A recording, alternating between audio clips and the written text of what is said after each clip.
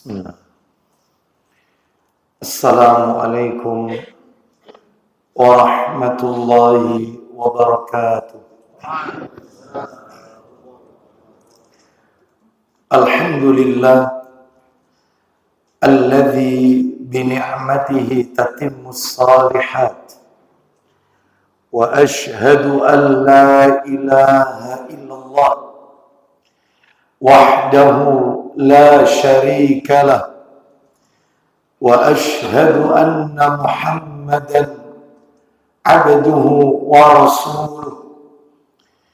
Ya ayyuhalladzina amanu taqullaha haqqa tuqatih wa la tamutunna illa wa antum muslimun. Amma ba'du, fa inna asdaqal hadisi kitabullah wa khairal hadi hadi Muhammadin sallallahu alaihi wasallam wa syarral umuri muhdatsatuha wa kullu muhdatsatin bid'ah wa kullu bid'atin dhalalah wa kullu dhalalatin finnar. Ikhwan wa akhwati fillah, bapak-bapak, ibu-ibu, kaum muslimin dan muslimah, jamaah salat subuh Masjid As-Siddiq yang semoga dimuliakan oleh Allah Subhanahu wa taala.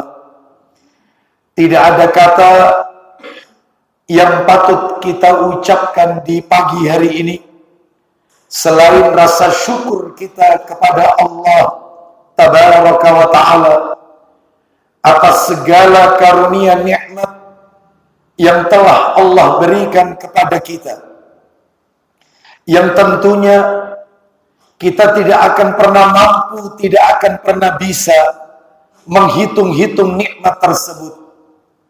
Sebagaimana Allah Subhanahu wa ta'ala menegaskan dalam ayatnya di surat An-Nahl, surat yang ke-16, di ayat yang ke-18, Allah berfirman, wa in ta'uddu ni'matallahi la tuhsuha.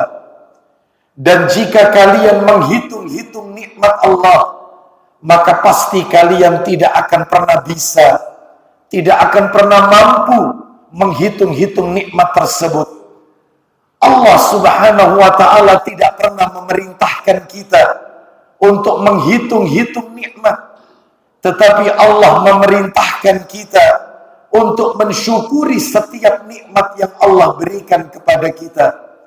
Allah berfirman dalam ayatnya di surat Al-Baqarah di ayat yang ke-152, fadhkuruni adzkurkum washkuruli wa la takfurun.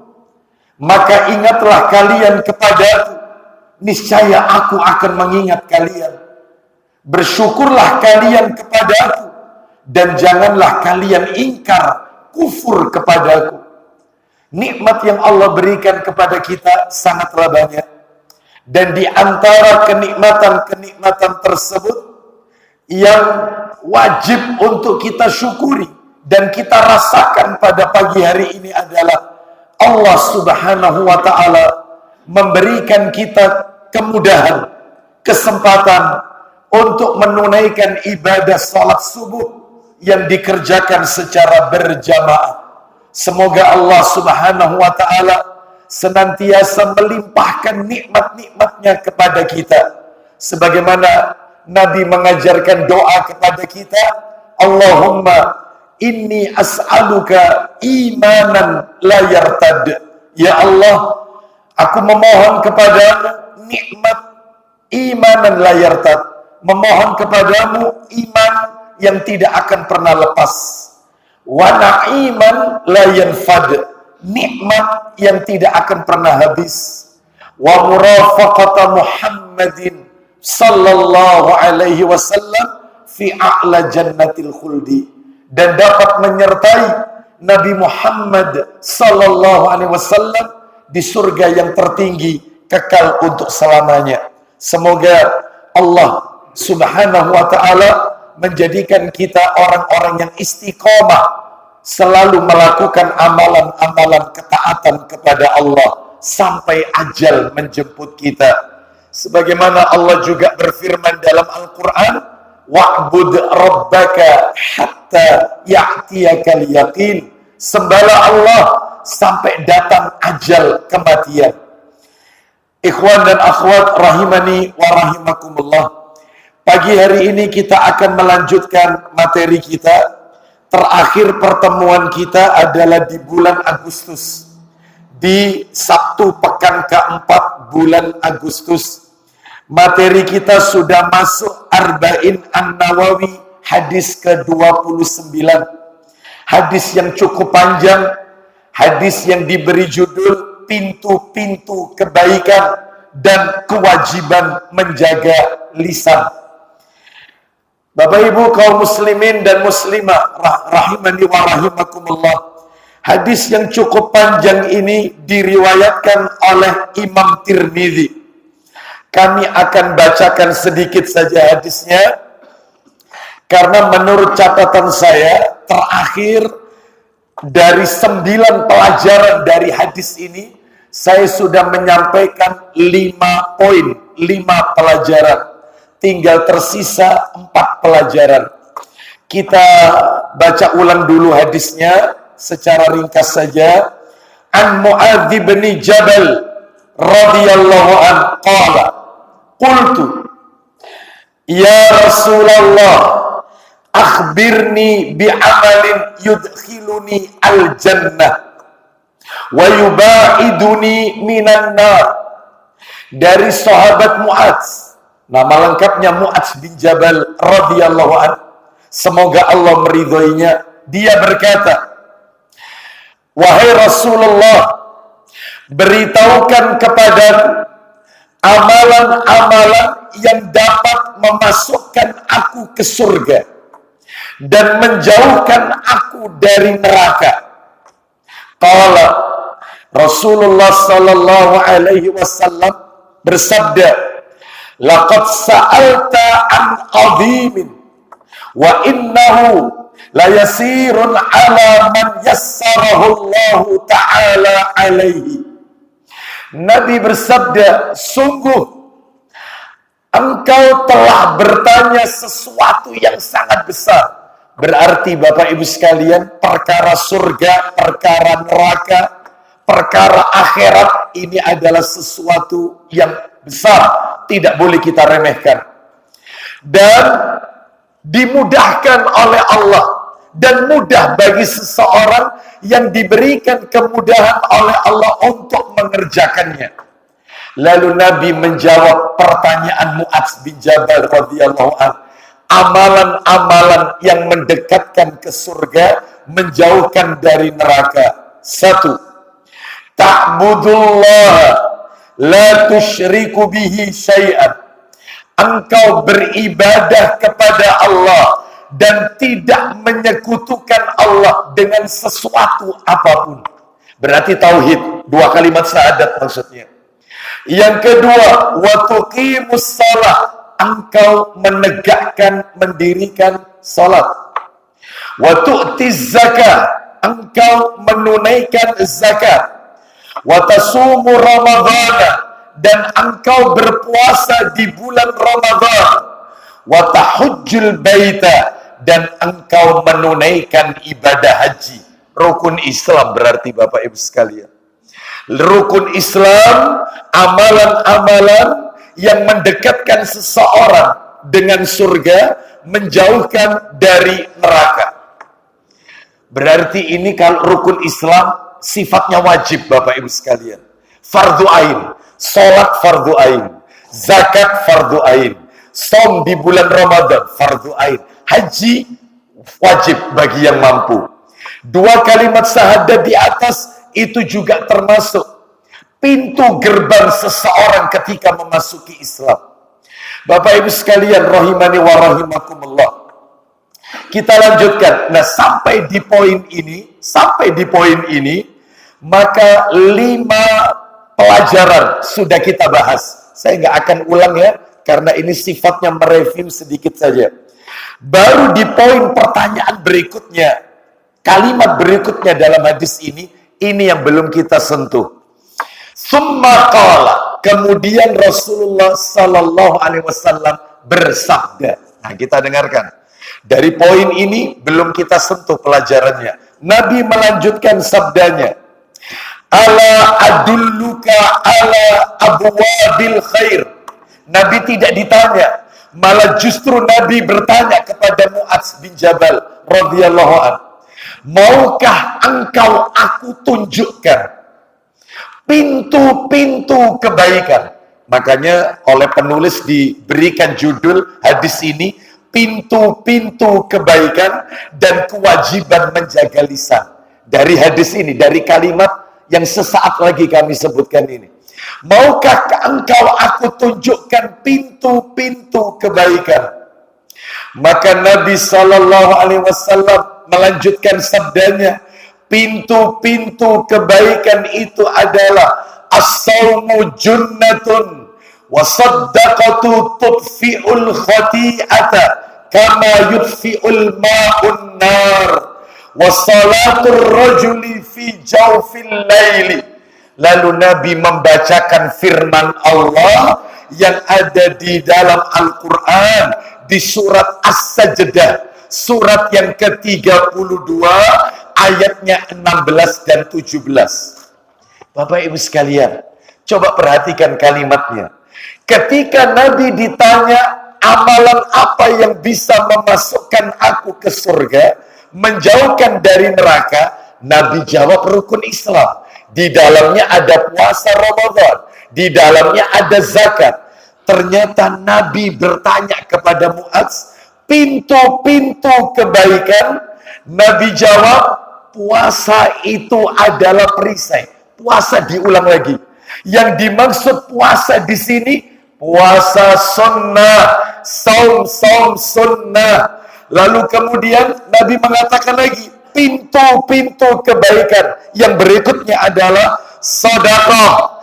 Karena sedekah ini adalah disebutkan oleh Nabi dapat memadamkan kesalahan sebagaimana air dapat memadamkan api. Lalu Nabi melanjutkan salatnya seseorang di pertengahan malam. Berarti pintu-pintu kebaikan itu ada 3 dalam hadis ini.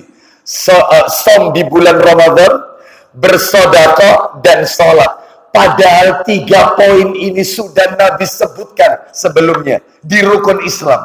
Zakat itu juga bagian sedekah. Dan Bapak Ibu harus tahu, di dalam Al-Quran sedekah itu dibagi 2, Bapak Ibu. Ada yang namanya sedekah wajib, ada yang namanya sedekah sunnah.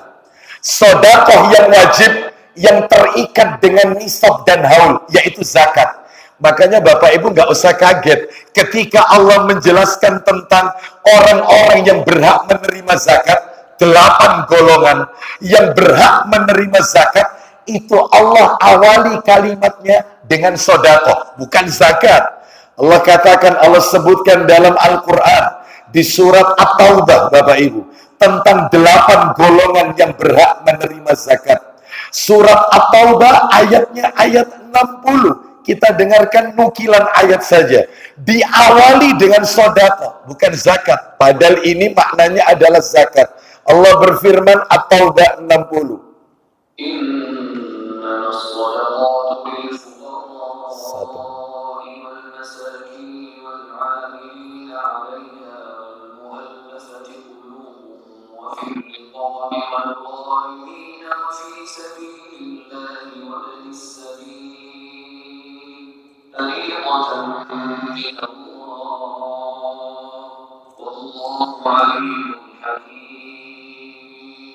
Allah berfirman, surat At-Taubah ayat 60. Sesungguhnya zakat itu, terjemahannya zakat, bukan sedekah. Terjemahannya zakat, padahal ayatnya innamas shadaqatu. Sesungguhnya zakat itu hanyalah untuk orang-orang fakir. 1. Orang miskin. 2. Amil zakat. 3. Yang dilunakkan hatinya yaitu mu'allaf 4. Untuk memerdekakan hamba sahaya alias budak, itu yang kelima. Untuk membebaskan orang yang berhutang, itu yang keenam. Untuk di jalan Allah fisabilillah, terakhir. Dan untuk orang yang sedang dalam perjalanan, Ibnu Sabil. Lihat kalimatnya ditutup, sebagai kewajiban dari Allah. Berarti ada sedekah wajib, Bapak Ibu. Sedekah wajib itu ya zakat. Sudah disebut sama Nabi rukun Islam tadi. Sedangkan yang selain sedekah wajib, sedekah sunnah. Lah yang namanya sedekah sunnah tidak identik dengan harta. Nabi bersabda riwayat Muslim, kullu ma'rufin sedekah. Setiap kebaikan itu sedekah. Makanya nggak identik dengan harta, sedekah sunnah. Senyum kita ke saudara kita itu sedekah. Orang yang menyingkirkan gangguan di jalan agar tidak menimpa kepada saudara-saudara kita yang lain, putung rokok yang masih menyala kita matikan, pecahan kaca dan sesuatu yang membahayakan saudara kita singkirkan. Itu sedekah. Menanam tanaman yang bisa dimanfaatkan oleh hewan-hewan yang lain ketika dia hinggap di tanaman tersebut, atau oleh yaitu orang lain, maka itu juga bagian dari sedekah. Maaf ya, maaf. Sampai-sampai kata Nabi dalam riwayat Muslim, bahkan pada kemaluanmu pun terhadap unsur sedekah. Kan begitu dalilnya riwayat Muslim. Lalu sahabat bertanya, apakah kami mendapatkan pahala jika kami melampiaskan nafsu syahwat kami? Karenanya itu sedekah. Kata Nabi, jika kau letakkan pada tempat yang halal, maka kau dapat pahala. Tapi jika kau letakkan pada tempat yang haram, alias bukan pasangan sahmu, maka itu haram. Berarti jima, maaf tanda kutip, sedekah. Sehingga sedekah tidak ada kaitannya yaitu dengan harta. Tidak identik, maksud saya. Tidak identik dengan harta. Kalau infak, kaitannya dengan harta. Harta yang bagaimana? Harta yang dikeluarkan baik untuk tujuan yang benar maupun tujuan yang salah. Itu infak. Setiap harta yang keluar. Loh, dalilnya ada. Infak itu tidak mesti untuk tujuan benar. Ada. Allah sebutkan kalau tidak salah di surat Al-Anfal. Orang-orang munafik, orang-orang kafir ingin mencelakakan Rasul. Mereka mengeluarkan harta. Dan itu Allah tulis niat jahat mereka dalam Al-Quran dengan bahasa yunfik, infak. Mereka menginfakkan hartanya untuk mencelakakan Rasul. Berarti kalau infak, semua harta yang keluar, entah tujuan baik, entah tujuan yang tidak baik. Beda dengan zakat. Kalau zakat ada aturan mainnya. Kembali ke materi kita. Wong sedekah zakat sudah disebut. Puasa tadi sudah disebut, Ramadan, rukun Islam tadi. Terus sholat tadi juga disebut. Setelah syahadat tadi, mentauhidkan Allah. Sekarang disebut lagi. Berarti pintu-pintu kebaikan yang dimaksud dalam hadis ini adalah yang sunnah-sunnah. Berarti puasa sunnah, sedekah sunnah, sholat sunnah. Terus apa yang bisa kita ambil pelajaran dari hadis ini? Maka kata para alim ulama, pelajarannya adalah mendahulukan yang wajib lebih utama daripada yang sunnah. Mengedepankan yang wajib daripada yang sunnah. Buktinya rukun Islam yang fardu ain disebut dulu, baru pintu-pintu kebaikan yang sunnah disebut belakangan. Bapak Ibu sekalian, rahimani wa rahimakumullah. Maka kalau kita lihat dalam hal ini, kata para alim ulama, mendahulukan yang wajib ketimbang yang sunnah, maka bisa kita lihat di hadis yang lain. Bahkan di dalam kitab Arba'in An-Nawawi, kalau tidak salah nomornya 38. Hadis yang diberi judul tentang sifat-sifat wali-wali Allah. Waliullah. Siapa yang dimaksud waliullah itu? Ternyata ciri-ciri waliullah, saya bacakan ya, ciri waliullah. Saya bacakan dalam hadis ini. Yaitu diriwayatkan oleh Bukhari, dalam Sahih Bukhari.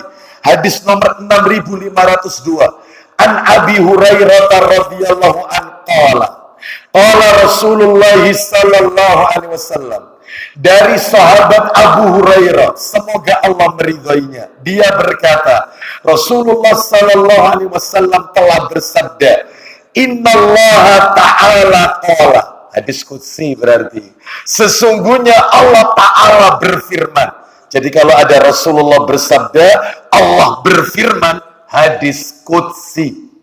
Kita dengarkan, man ada li waliyan faqad adantuhu bil harbi.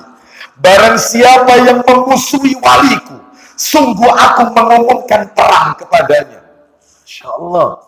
Bapak Ibu tahu, di dalam Al-Quran dan di dalam hadis Nabi, orang yang ditantang perang sama Allah itu cuma 2 orang, Bapak Ibu. Hanya 2 orang. Orang yang diajak perang oleh Allah, ditantang perang, itu cuma 2 orang. Satu ada di Quran, satu ada di hadis. Yang ada di Quran, pemakan riba. Itu ada di Quran. Kalau nggak salah surat Al-Baqarah, Allah nantang perang bagi mereka yang makan riba. Yang kedua, yang memusuhi wali-wali Allah. Terus siapa yang dimaksud dengan waliullah ini? Kita dengarkan, karena ada kaitannya sama materi kita ini. Mendahulukan yang wajib ketimbang yang sunnah. Yang wajib dikedepankan, yang sunnah belakangan. Kita dengarkan. Siapa waliullah ini? Wa ma taqarraba abdi bisyai'in ahabbu ilayya mimma aftaradtuhu alaihi. Tidaklah ada sesuatu, kita dan baca aja udah merinding. Tidak ada sesuatu yang lebih aku cintai daripada seorang hamba yang mendekatkan diri kepadaku dengan hal-hal yang telah aku wajibkan kepadanya. Yang wajib-wajib dulu. Terus kata Nabi berikutnya, wa ma yazalu abdi yataqarrabu ilayya bin nawafili hatta uhibbahu. Tidaklah seorang hamba yang terus-menerus mendekatkan diri kepadaku dengan ibadah-ibadah nawafil, ibadah-ibadah sunnah, hingga aku mencintai si fulan itu. Jadi kalau kepingin kita dicintai oleh Allah, maka yang wajib dikedepankan, yang sunnah kemudian. Sebab ada orang itu ngejar sunnah, wajibnya hilang. Ada yang kayak begini ya, ngejar sunnahnya, wajibnya hilang. Seperti itu. Contoh, Jumatan. Wajibnya mendengarkan khatib. Sedangkan tahiyatul masjid, hukumnya sunnah. Ketika muadzin azan, mendengarkan menjawab azan, hukumnya sunnah. Mendengarkan khutbah adalah wajib. Menjawab azan sunnah. Mendengarkan khatib itu wajib. Banyak orang-orang yang sering kali kita lihat, mereka ketika masuk masjid, persis di kumandangan adzan, mereka tidak segera tahiyatul masjid. Mereka menanti adzan berkumandang. Mereka dengan pemahaman mereka menjawab adzan. Itu lebih utama. Setelah itu mereka sholat tahiyatul masjid. Saat mereka tahiyatul masjid, khatib naik ke mimbar menyampaikan khutbah. Ini dia tinggalkan. Ya ini. Kalau pengen menjadi hamba Allah yang dicintai oleh Allah, ya yang wajib dulu didulukan, yang sunnah belakangan. Contoh, mendahulukan tahajud subuh negerinan. Tahajud, Masya Allah. Tahajud, jam 2:30 bangun. Setelah itu nunggu subuh agak lama, tidur. Subuh jam 5, mau suruh. Maka ini berarti nggak benar yang seperti ini. Yang benar wajib didulukan. Berarti kalau gitu Ustadz, seperti wanita yang punya utang Ramadan, itu mestinya bayar utang Ramadan dulu ya, sebelum 6 hari di bulan Syawal. Ya, Ramadan ditunaikan, yang wajib dikerjakan. Sekalipun dibenarkan membayar hutang Ramadan setelah Syawal. Bahkan Aisyah radhiyallahu anhuma membayar hutang Ramadan di bulan Sya'ban, hampir mendekati Ramadan, sudah mau masuk Ramadan, karena kesibukan beliau bersama baginda Rasulullah sallallahu alaihi wasallam. Ya, namun tentunya yang wajib dikedepankan daripada yang sunnah. Kita lanjutkan sekarang, Nah ini. Jadi itu dicintai oleh Allah. Hambaku ya, yang terus-menerus mendekatkan diri kepadaku dengan ibadah-ibadah sunnah hingga aku mencintainya. Nah ini, sekarang kita lanjutkan. Berarti kalau begitu ciri waliullah itu adalah orang-orang yang mengerjakan yang wajib, setelah itu terus-menerus mengerjakan yang sunnah. Kemudian faida ahbabtuhu kuntu sam'ahu alladhi yasma'u bihi. Jika aku telah mencintai seorang hamba, maka aku menjadi pendengarannya yang ia gunakan untuk mendengar. Loh, maksudnya apa? Allah menjadi pendengarannya yang ia gunakan untuk mendengar. Kata para alim ulama, Allah Subhanahu wa ta'ala, ya, Allah Subhanahu wa ta'ala akan menuntun hamba tersebut untuk menjauhi hal-hal yang sifatnya buruk yang sampai ke telinganya. Jadi sama Allah diberikan bimbingan, diselamatkan telinganya, dia tidak mendengar kecuali yang baik-baik saja. Oh, sampai begitu. Dan ini masih panjang Bapak Ibu sekalian. Lalu yang terakhir ditutup dalam hadis ini, wa ma taraddatu an syai'in ana fa'iluhu taraddudi an nafsi al-mu'min. Tidaklah aku merasa ragu. Bayangkan, tidaklah aku merasa ragu atas sesuatu yang aku lakukan seperti keraguanku ketika hendak mencabut nyawa seorang mukmin. Loh, kenapa Allah Subhanahu wa ta'ala ragu ketika mencabut ruh seorang mukmin? Kata para alim ulama, kita lihat kalimat berikutnya, yakrahul mauta wa ana akrahu masa'atahu. Ia benci kematian, hambaku tidak suka kematian, dan aku tidak akan menyusahkannya pada saat kematiannya. Ya, ini kalau sudah dicintai oleh Allah, sehingga wafatnya husnul khatimah. Ruh itu keluar dari jasad seperti air yang keluar dari mulut tiku. Berbeda dengan orang-orang kafir, ruhnya tercerai-berai di dalam jasadnya.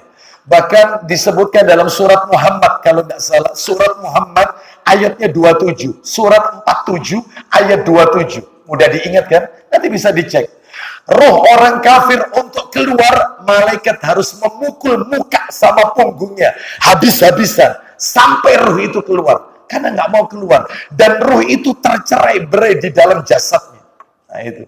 Adapun orang beriman, wali-wali Allah, mereka keluar layaknya air keluar dari mulut tikus. Bapak Ibu sekalian rahimani wa rahimakumullah, kita lanjutkan. Jadi dikedepankan yang wajib, baru yang sunnah. Karena hadisnya tadi rukun Islam dulu, baru yang ibadah nawafil.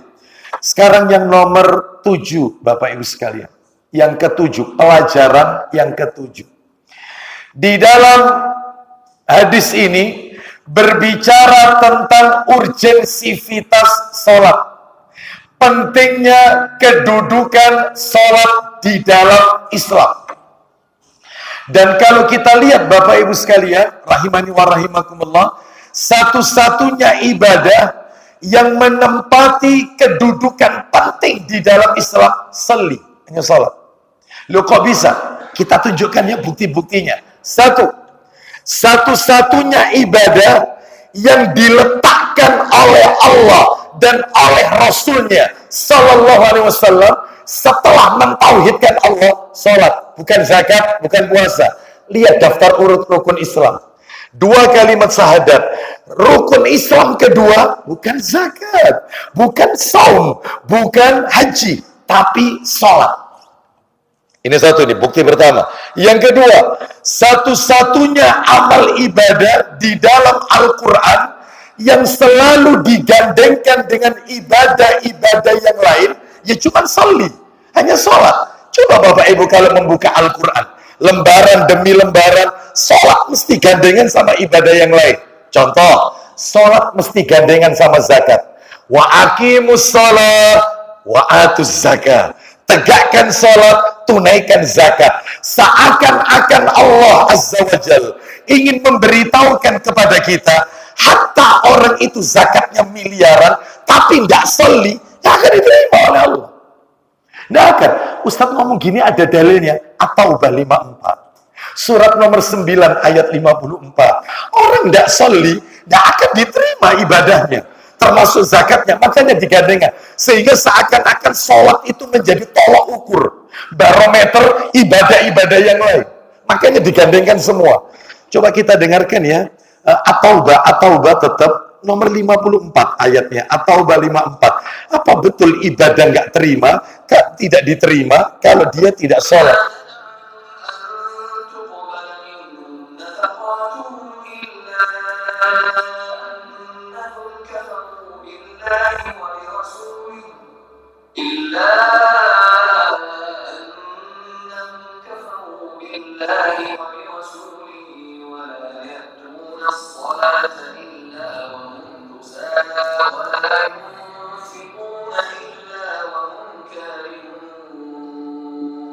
Allah berfirman At-Taubah 54, dan yang menghalang-halangi infak mereka untuk diterima adalah karena mereka kafir, ingkar kepada Allah dan Rasulnya, dan mereka tidak melaksanakan sholat. Tuh, jelas. Jadi orang tidak sholat, maka infaknya tidak diterima. Terus apalagi sholat gandengan dengan apa? Sholat bergandengan dengan sabar. Ayatnya gandengan. Al-Baqarah ayat 43, Al-Baqarah ayat 153. Wasta'inu bis-sabri was-shalah. Ya. Jadikanlah sabar dan sholat sebagai penolongmu. Sabar dengan sholat, maksudnya gimana? Realisasinya, cara merealisasikannya. Orang itu ketika terkena musibah dan dia bisa sabar, entah musibah kekurangan harta, kehilangan orang yang dia cintai, musibah sakit, sakit ringan, sakit berat, musibah kehilangan pekerjaan, musibah kekurangan yaitu buah-buahan, gagal panen, apapun bentuknya, dan dia sabar, tapi orangnya tidak sholat, percuma, sabarnya tidak tercatat pahala. Padahal Bapak Ibu kan tahu di surat Az-Zumar, surat 39, dan Bapak Ibu harus tahu ya, mohon maaf, amal ibadah yang pahalanya no limit, itu cuma 3. Ibadah yang pahalanya no limit, semua ibadah ada angkanya. Orang sholat berjamaah di masjid, 27 kali derajat. Orang sholat di Masjidil Haram 100.000. Orang sholat di Masjid Nabawi 1.000 pahalanya.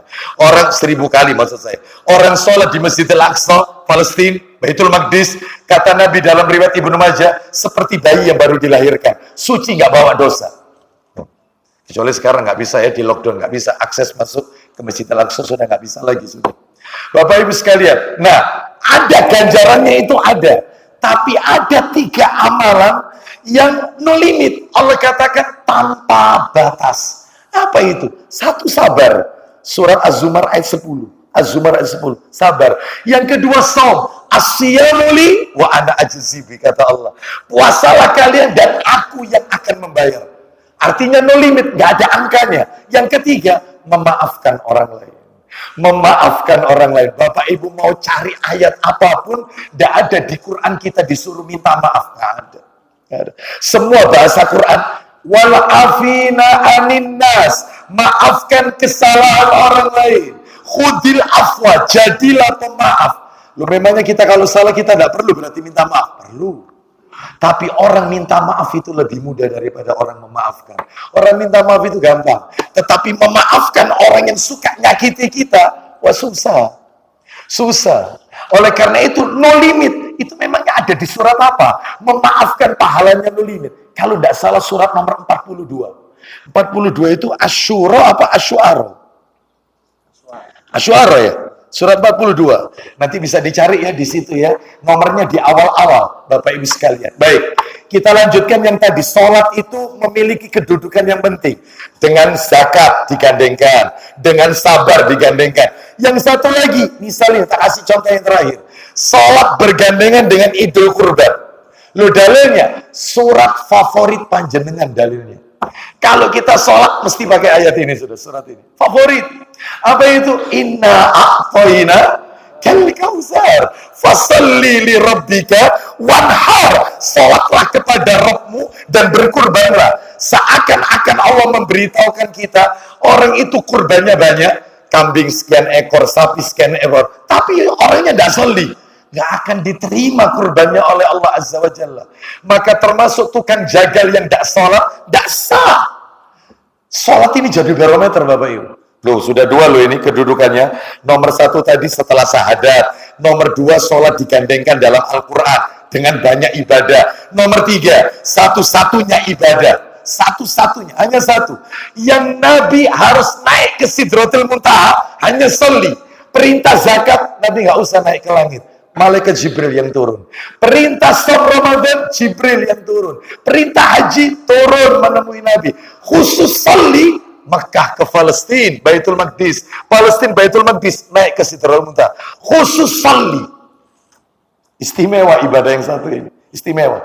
Makanya ciri-ciri penghuni Firdaus. Ciri-ciri penghuni Firdaus. Ya. Ciri-ciri penghuni Firdaus. Firdaus ini bukan nama surga Bapak Ibu ya. Firdaus ini bukan nama surga. Nama surga itu ada 9. Firdaus nggak masuk. Firdaus ini adalah Firdaus ini adalah nama tempat tertinggi yang ada di surga. Nama tempat yang tertinggi di dalam surga. Kita dengarkan. Di mana disebutkan di dalam riwayat Tirmidzi, Bapak Ibu sekalian. Di dalam riwayat Tirmidzi nomornya 2531 Tirmidzi. Kita dengarkan Nabi menjelaskan tentang Firdaus. Yaitu disebutkan dari Ubadah bin As-Samit radhiyallahu an, dia berkata, Rasulullah sallallahu alaihi wasallam bersabda, fil jannati mi'atu darajatin ma baina kulli darajataini kama bainal ardi was sama. Surga itu punya 100 level, 100 tingkatan, 100 tingkatan. Dan tiap tingkatannya, tingkatan yang satu dengan tingkatan yang di atasnya, tingkatan di antara dua tingkatan, itu jaraknya seperti bumi dengan langit. Itu satu tingkatan. Tingkatan yang berikutnya seperti bumi dengan langit. Masya Allah. Besar kekuasaan Allah Azza wa Jalla ini, Bapak Ibu sekalian. Terus kemudian Nabi melanjutkan, wal firdausu, wal firdausu a'laha darajatan. Firdaus itu tempat tertinggi yang ada di surga. Wa minha tufajjaru anharul jannatil arba'atu. Di Firdaus itu ada 4 mata air, 4 sungai yang mengalir ke surga-surga yang ada di bawahnya. Dan 4 mata air ini, mata air khomer, mata air madu, mata air susu, dan mata air, yaitu air, mengalir ke bawahnya, surga-surga yang di bawahnya. Seperti itu. Itu dalam redaksi yang lain. Terus kemudian dilanjutkan oleh Nabi, wa min fawqiha yakunul arsyu. Dan Firdaus ini letaknya berada di bawah arsy-nya Allah. Persis di bawah arsy-nya Allah. Level tinggi, ini sudah level tinggi. Firdaus letaknya di bawah arsy Allah. Lalu kemudian Nabi mengatakan, fa idza sa'altumullaha fasaluhul firdaus. Kalau kalian minta Firdaus yang tertinggi. Nabi ngajari kita optimis, jangan pesimis. Sebab ada orang itu mengatakan, gak usah muluk-muluk Ustaz. Ya. Kita ini ada di emperannya surga sudah, alhamdulillah Ustaz. Ini pesimis. Ini pesimis. Minta itu yang paling tinggi. Sekalian, Firdaus. Lah Bapak Ibu kaitannya sama sholat apa? Bapak Ibu kalau ingin tahu penghuni Firdaus ya cuma 6 orang. Cuma 6 orang, 6 tipe manusia. Nanti tolong dibuka sendiri ya, surat Al-Mu'minun. Qad aflahal mu'minun. Mulai ayat 1 sampai 11. Itu ayat 2. Walladzina hum. Gimana itu? Fi sholatihim khashi'un. Orang-orang yang sholatnya khusyuk. Nanti ayat yang ke-10 kalau nggak salah. Ayat ke-9 maksud saya. Ayat ke-9 Allah sebutkan sholat lagi. Cuman bedanya, kalau yang di awal orang yang sholatnya khusyuk, kalau yang di akhir orang yang menjaga sholat 5 waktunya. Sholat disebut 2 kali. Penghuni Firdaus. Jadi ini menunjukkan penting ibadah yang satu ini. Istimewa ibadah yang satu ini. Ya. Baik, terus bukti yang lain. Bapak Ibu sekalian. Satu-satunya amal ibadah di dalam Islam yang pelakunya jika tidak mengerjakan harus dipukul hanya sholat. Hanya sholat. Nabi bersabda riwayat Abu Daud, murus sabiya bis sholat idza balagha sab'a sinin wa idza balagha 10 sinin fadribuhu. Kata Nabi, ajarkan anakmu sholat umur 7 tahun dan pukullah ketika umur 10 tahun saat dia meninggalkan, yaitu tidak mengerjakan sholat. Seperti itu. Bapak Ibu sekalian rahimani wa rahimakumullah. Anak usia SMP kelas 3 berarti usia 15 tahun atau 16 tahun, kurang lebih lah. Berarti sudah balik lah, sudah balik. Ternyata dia tidak puasa Ramadan. Apakah ada di dalam Islam anak itu harus dipukul? Nggak ada. Orang kaya raya, tajir, ternyata nggak keluar zakat, tidak pergi haji. Apakah orang itu harus ada syariat dipukul? Enggak. Tapi anak umur 10 tahun nggak sholat, pukul. Itu pun pemukulannya ada syaratnya. Syaratnya pinggul ke bawah. Jadi orang tua kalau mukul anak, itu pinggul ke bawah di 3 tempat. Mana saja 3 tempat itu? Pinggul ke bawah di 3 tempat. 1, maaf, pantatnya. 2, betisnya. 3, telapak kakinya. Itu pun ada syaratnya lagi. Yang tidak menimbulkan bekas dan tidak menimbulkan rasa sakit. Jadi kalau ada orang tua gemes sama anaknya, jewer telinga anaknya, haram kata ulama. Mukul anak itu kalau dia nakal atau sulit untuk dinasihati, pinggul ke bawah. Itu pun tidak boleh bekas merah, memar. Lah ini enggak. Mukul anak pakai gebras itu apa ya? Sapu apa ya? Rotan itu, iya. Beras, enggak boleh, apalagi nampar, ya. Jewer, cubit dadanya, enggak boleh, ya. Nyentil telinga, kamu nakal, enggak boleh. Enggak boleh ini, ya. Pinggul ke bawah, itu, dan terus mukul apa? Ya apa Ustaz? Kok enggak boleh menimbulkan bekas dan rasa sakit? Ya mukul sekedar aja, ngingatkan dia saja. Enggak boleh, enggak boleh. Itu aja. Ya, baik kita lanjutkan ke materi kita. Jadi sholat ini ibadah yang luar biasa, Bapak Ibu sekalian. Memiliki kedudukan yang sangat tinggi di dalam Islam. Dan terakhir Bapak Ibu, Nabi itu akan wafat. Nasihat terakhir yang Nabi sebutkan, apa itu? Sebelum Nabi wafat, as-sholat wa ma malakat aimanukum. Sholatlah kalian dan jagalah budak-budak kalian. Jangan zalim sama bawahan, jangan zalim sama budak. Sampai kata Ummu Salamah radhiyallahu anha, beliau mengatakan Nabi mengulang kalimat itu, as-shalah wa ma malakat aimanukum, as-shalah, as-shalah, as-shalah, sampai kata Ummu Salamah, sampai tidak terdengar lagi suara beliau, alias beliau telah wafat, meninggalkan kita. Sholat, bukan zakat yang Nabi sebut, bukan som Ramadan, bukan haji terakhir Nabi menghembuskan nafasnya, bukan, tapi sholat. Ini ibadah istimewa. Makanya tolong diperhatikan masalah sholat ini, Bapak Ibu sekalian. Sekarang yang nomor 8. Nomor 8. Kita tutup sampai 8 ya. Nomor 9-nya agak panjang soalnya. Yang nomor 8, kewajiban menjaga lisan. Kewajiban menjaga lisan. Loh, di mana kok ujung-ujungnya kewajiban menjaga lisan? Wong dari tadi hadisnya saya tidak dengar Nabi menyuruh kita menjaga lisan. Bapak Ibu mohon maaf, kalau kita lihat akhir dari hadis ini, akhir. Jadi saya nggak baca total ya karena panjang ini. Akhir dari hadis ini adalah di mana Rasulullah Sallallahu Alaihi Wasallam ditanya oleh Rasulullah bertanya kepada Mu'adz bin Jabal, bertanya lagi, ala ukhbiruka bi amalika dzalika kullihi, ya, maukah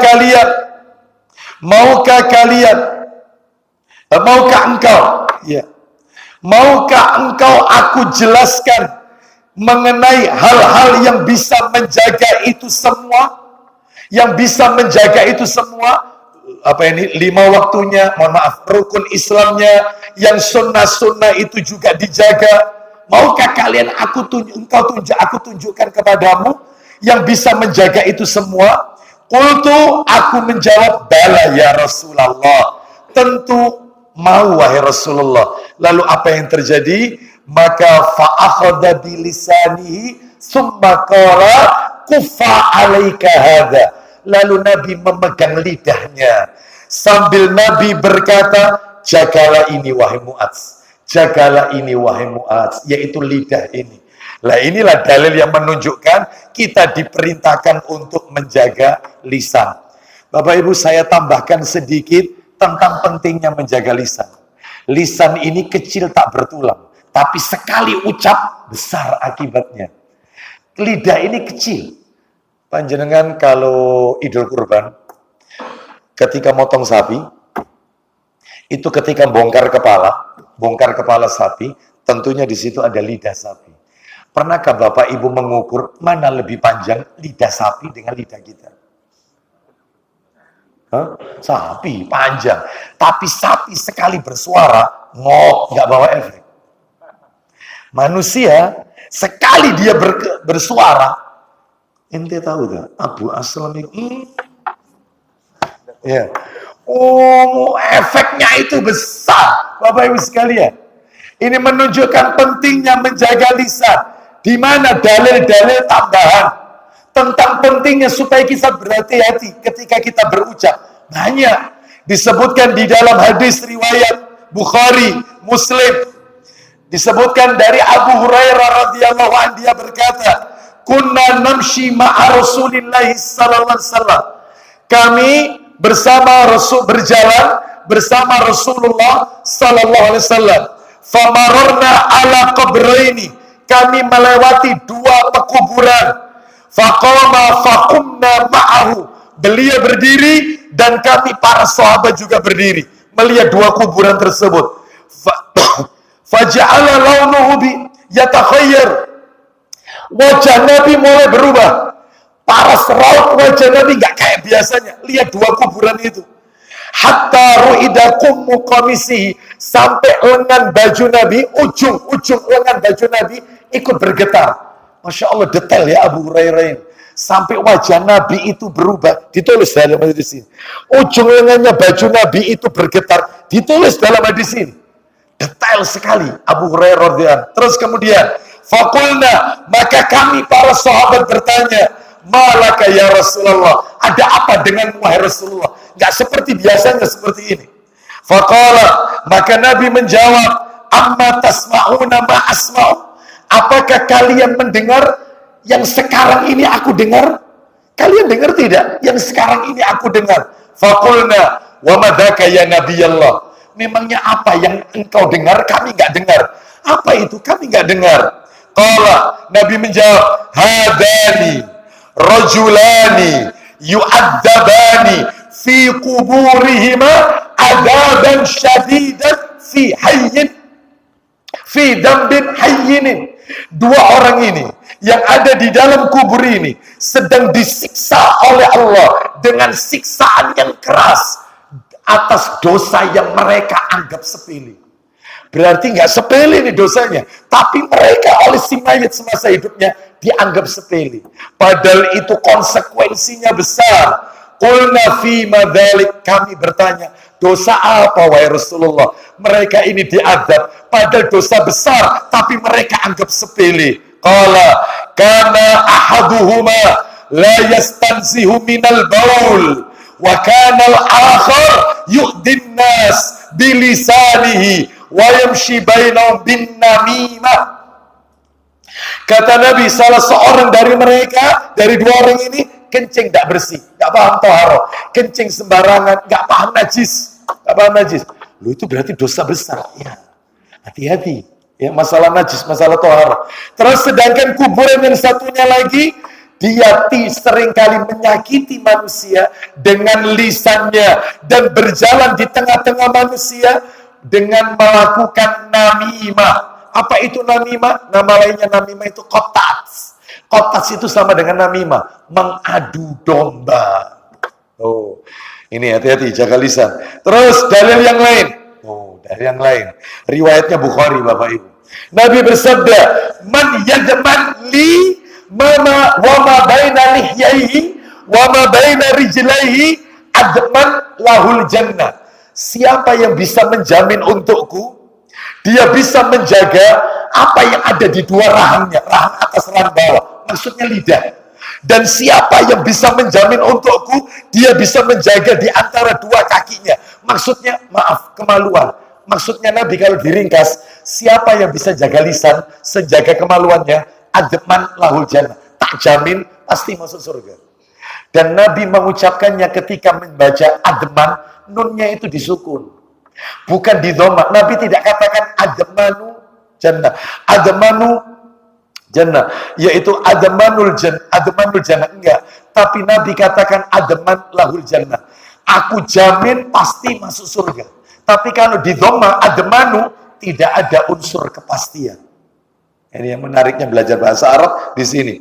Terus kemudian kita dengarkan lagi hadis yang pendek-pendek aja tentang lisan, yaitu disebutkan di dalam riwayat At-Tabrani. Abdullah bin Mas'ud radhiyallahu anhu, dia berkata, Nabi SAW naik ke bukit Safa, lalu memegang lisannya sambil Nabi berkata, aktsaru khotoya bani Adam fi lisani. Itu di atas bukit Safa. Apa kata Nabi? Kebanyakan dosa anak keturunan Adam ini itu terletak pada lisannya. Mayoritas karena lisan. Ya, mayoritas. Ada lagi dalil yang lebih pendek, kalau ditulis di papan tidak sampai 5 cm. Pendek sekali dan mudah dihafal. Pendek sekali. Dari Ibnu Amr radhiyallahu anhu, Rasulullah SAW bersabda, ini riwayatnya riwayat At-Tabrani dan Tirmidzi dalam kitab Sahih Targhib wa Tarhib. Bunyinya man somata najah. Hanya itu aja. Man somata najah. Siapa yang banyak diamnya akan selamat. Orang diam akan selamat, tentunya bukan diam ketika melihat kemungkaran, ya. Artinya diam dari hal-hal yang tidak bermanfaat. Ada lagi dalil yang lain, setelah itu kita akhiri ya. Nah, ini penting. Ibu-ibu yang ada di atas perhatikan. Ini juga bermanfaat mungkin untuk antunna semua. Dan juga kita semua, untuk antum semua, termasuk saya yang menyampaikan. Apa itu? Dalam riwayat Abu Dawud dari Ibnu Mas'ud radhiyallahu anhu, dia berkata, Rasulullah SAW bersabda, la tubashirul mar'atul mar'ata litan'ata li zawjiha ka'annama yanduru ilaiha. Apa kata Nabi? Janganlah seorang wanita melihat wanita lain, wanita melihat wanita lain, kemudian dia menceritakan kepada suaminya, seakan-akan suaminya itu melihat wanita tersebut. Wanita bertemu di acara perhelatan, resepsi pernikahan. Suaminya tanya, ya apa kemanteni mau? Oh, Masya Allah rame. Ake sing teko. Banyak yang datang. Ya apa kemanteni? Nek sing wedok ini, yang perempuan ini, aku gak pernah lihat orang cantik kecuali itu. Ayu, kulite putih tinggi. Ayu ne wong ya apa wis itu. Suaminya bayang, koyoke gak koyo kon. Gak boleh Bapak Ibu. Termasuk seorang laki-laki melihat laki-laki lain. Aku tadi di jalan ketemu ada orang ganteng. Lalu dia menyebutkan orangnya gini, badannya atletis begini, pokoknya gantengnya wongnya apa. Kata istrinya, gak koyo kon. Nggak boleh menceritakan lisan ini, nggak boleh, diam, nggak usah diceritakan, itu ya. Baik, terus diantaranya lagi adalah dalam hadis yang lain, riwayat At-Tabrani lagi, disahihkan oleh Syekh Albani rahimahullah dalam silsilah hadis sahih, dari Abdullah bin Mas'ud radhiyallahu anhu, dia berkata, Rasulullah SAW bersabda, idza dzukira ashabi fa'amsiku. Apabila disebutkan tentang para sahabatku, kalian disebutkan tentang para sahabatku, maka tahanlah lisan kalian, tahan diri kalian, dan diam. Maksudnya apa? Maksudnya ketika kita mendengar pertikaian di antara para sahabat, di mana kubu Aisyah radhiyallahu anha berhadapan dengan kubu Ali bin Abi Thalib pada saat perang apa itu? Siffin. Pada saat perang Siffin. Ini semuanya penduduk surga ini. Ummul Mukminin dengan menantu Rasul Iya, maka yang seperti ini tahan, diam aja, diam. Karena yang sedang berkecamuk ini adalah semuanya penduduk surga yang Nabi sebutkan dalam lisannya. Abu Bakar fil jannah, Umar fil jannah, Utsman fil jannah, Ali fil jannah, Ali fil jannah. Begitu juga Ummul Mukminin, Aisyah radhiyallahu anha termasuk penduduk surga. Ini, maka diam aja, gak usah terlalu dibahas, dan ini semua manusia yang diridhoi oleh Allah Azza wa Jalla. Makanya kata Nabi, kalau kalian disebutkan tentang para sahabatku, berarti Nabi masih hidup ini. Ya, maka tahan diri kalian, diam, tahan diri, diam. Gak seperti sekarang malah diungkap, ya, kejelekan. Naudzubillah, nggak boleh. Dia sedang membicarakan yaitu manusia yang terbaik setelah Rasulullah SAW, yaitu para sahabat. Khairun nasi qarni, summa ladina yalunahum. Manusia terbaik adalah orang yang hidup di masaku. Pak, Bu, maaf. Kalau orang yang ketemu Nabi saja, ketemu Nabi dan mengikuti ajaran Nabi dan wafat dalam keadaan muslim, ketemu Nabi, hidup di zaman Nabi, itu menempati ranking manusia terbaik sejagat alam raya ini setelah Rasulullah. Lalu bagaimana dengan kita yang sekarang ini gak ketemu Nabi, tidak melihat raut wajah Nabi, ya, tidak berada di zaman Nabi, tapi mengimani ajaran beliau, dan Allah pertemukan kita di akhirat bersama sang utusan. Tentunya kita akan menjadi orang sebaik-baik manusia. Mudah-mudahan Allah pertemukan kita dengan baginda Rasulullah sallallahu alaihi wasallam kelak di jannahnya yang kekal dan abadi. Terakhir, ini bukan hadis, ini asar, perkataan Umar bin Khattab radhiyallahu anhu, perkataan sahabat Umar ibnu Khattab radhiyallahu anhu, bukan hadis. Hadis kan ada 3, Bapak Ibu, ya. Hadis ada 3. Ada marfu, ada mauquf, ada maktu. Marfu itu disandarkan kepada Rasul. Jadi kalau ada panjenengan baca hadis dari Ibnu Abbas radhiyallahu anhu secara marfu, berarti langsung dari Ibnu Abbas radhiyallahu anhu Rasulullah SAW bersabda, nyandarkannya ke Rasul, marfu itu. Kalau mauquf itu perkataan sahabat, bukan perkataan Nabi, termasuk ini. Kalau maktu adalah perkataan selain Nabi dan para sahabat, yaitu para tabi'in dan orang-orang setelahnya. Maktu. Ini mauquf ini. Umar bin Khattab radhiyallahu anhu berkata, "Man kasura kalamuhu kasura saqatuhu." Siapa yang banyak bicaranya akan banyak kesalahannya. Makanya kalau kita, misalnya pasangan hidup kita, istri, mulai pagi sampai malam, ya itu tidak berhenti. Diam aja. Rumah ada ya. Karena orang banyak ngomongnya, pasti banyak salahnya. Pasti istri kita kan ngomong kepada kita. Ngomong. Jangan mendengar. Ngomong. Diam aja. Umar bin Khattab pernah berkata, orang yang banyak ngomongnya banyak salah. Jadi kok nanggep aku ini salah? Diam aja. Makanya pentingnya punya istri 2 itu ya kayak gini. Heran saya. Iya. Yang satu ngomelan, yang satu menyejukkan. Itu ya. Begitu. Bapak Ibu sekalian, rahimani wa rahimakumullah. Saya tutup sampai 8 ya. Untuk poin yang ke-9 terakhir. Apa sih yang ke-9 itu? Saya kasih bocoran aja. Kita bahas nanti bulan depan insya Allah. Yang ke-9 adalah, lah ini yang horor nomor 9. Bentuk-bentuk siksaan penduduk neraka. Loh kok ujung-ujungnya ke situ? Karena hadisnya nantinya bicara tentang itu. Makanya hadis ini panjang Bapak Ibu. Salah satunya tentang neraka.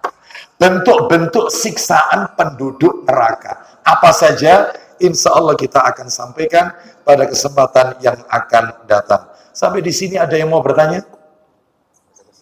1, silakan. Jakal. Tidak sholat. Iya. Mungkin yang datang sholat sekarang itu ada alam kebanyakan posisinya gitu kan. Nah, bagaimana intinya secara kenyataan ketika kita kasih tugas untuk menyembelih, waktunya zuhur dia tidak sholat. Kan gitu kan? Padahal alasannya katanya bajunya kena garam. Sedangkan kotoran hewan yang halal kita makan itu tidak najis. Makanya Nabi nyuruh minum air kencing onta. Onta itu kan halal, kotoran hewan, yang hewan itu halal kita makan, kita konsumsi, itu tidak najis. Seperti itu. Tapi dia tidak sholat. Nah, pertanyaannya, gimana itu? Ya. Kalau memang dia teridentifikasi tidak sholat, maka tidak sah. Caranya, Masjid As-Siddiq harus punya tim penyembelihan tersendiri. Kan ada itu, tim Juleha. Ya, datangkan, belajar. Gimana? Belajar. Apalagi nanti ke depannya, Masjid As-Siddiq ini kan perkembangannya Masya Allah, mudah-mudahan nanti ke depannya punya alat penyembelihan yang tidak menyiksa hewan. Mudah-mudahan ke depannya ke sana. Gitu ya. Punya tim khusus penyembelihan. Nah, seperti itu. Sehingga yang kita bentuk tim itu adalah orang-orang soleh yang mentauhidkan Allah, yang imannya tidak terkontaminasi dengan syirik. Nah, harapannya demikian. Jadi untuk berikutnya nggak usah ngandalkan tukang jagal. Ya, kecuali kalau memang tukang jagal itu orang soleh dan kita tahu dia orang soleh, memelihara sholat nggak apa-apa. Tapi kalau tidak jelas, ya maka dalam hal ini, makanya teman-teman kita di Nurus Sunnah itu terakhir kurban kemarin beda sama kurban-kurbannya dulu. Karena kita sudah ikut tiap ini Juleha itu tadi pelatihan, maka untuk menyembelihnya nyembelih teman-teman Nurus Sunnah harus bisa nyembelih sapi itu. Siap mereka, semuanya nyembelih. Begitu nguliti, sudah serahkan sama mereka. Yang penting selamat hewan ini. Sehingga ketika mereka mau nguliti, ditahan. Sebenarnya, biarkan rohnya ini keluar dengan tenang. Orang tukang jagal nggak mau lama-lama. Cara cepatnya supaya roh ini, binatang ini, matinya mati langsung. Caranya, kebiasaannya ada dua. Satu, bagian antara tanduk itu dahi, disobek sama dia. Seret, plus matinya. Atau kakinya langsung, dia kulitnya dari kaki itu langsung. Biarkan sampai tenang, nafasnya sampai berhenti total, digoyang-goyang sudah lama memang. Lah itu tidak disukai sama tukang jagal. Makanya MOU-nya jelas. Anda mau dibayar berapa? Minta 900, kita kasih 1,5. Tapi dengan syarat. Kita naikkan dengan syarat. Saya mau yang syar'i, jangan ke susu. Yang bagus cara menyembelihnya dan seterusnya. Nah, akhirnya ya kita yang menyembelih, mereka yang nguliti. Kalau bisa nanti As-Siddiq insya Allah ke depannya akan demikian. Mudah-mudahan dimudahkan oleh Allah Azza wa Jalla. Sebab masjid ini akan menjadi masjid yang besar. Tentunya pengelolaannya juga harus tertata dengan rapi. Wallahu a'lam bishawab. Demikian kita tutup. Semoga menjadi tambahan ilmu yang manfaat barokah. Wassallallahu ala nabiyyina wa ala alihi washabihi wasallam. Subhanakallahumma wa bihamdika asyhadu an la ilaha illa anta astaghfiruka wa atubu ilaik. Wa akhiru da'wana anil hamdulillahi rabbil alamin. Assalamualaikum warahmatullahi wabarakatuh.